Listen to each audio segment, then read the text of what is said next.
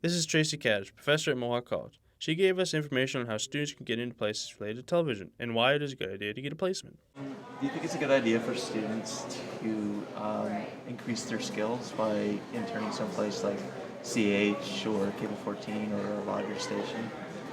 Absolutely. I think the students should be looking for opportunities within the field. The broadcasting industry is very, very competitive, and if students don't start looking for opportunities within their field, then they're going to have a very difficult time when it comes time to sit in front of an interview panel or a board, because they're going to want to know what they've been doing with themselves over the past 3 years.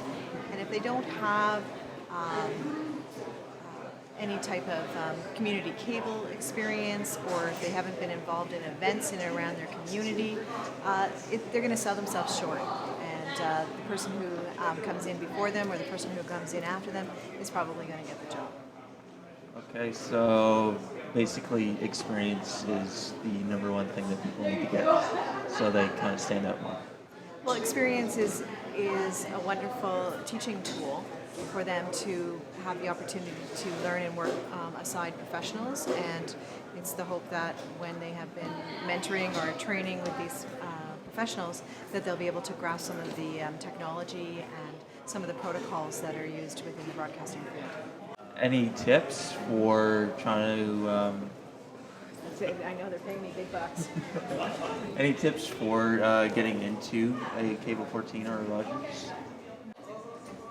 Well, you don't really need any tips. You just have to have a very solid application and a willingness and intent to learn. And cable companies would welcome students to come in and volunteer, but they have to have the right attitude and initiative to be in those places. You can't just expect that you're going to walk in there and they're going to give you a volunteering job. You really do have to want to do the volunteer work and commit to the hours that they're looking for their volunteer groups. So tips for students: you really shouldn't be putting anything on your resume that you aren't solid in. For instance, if you're going to say that you're a camera operator and you've operated the camera maybe on 2 projects, it probably should be more of a familiar with the camera versus I am a camera operator. Because a camera operator is someone who has hundreds of hours behind them in camera experience.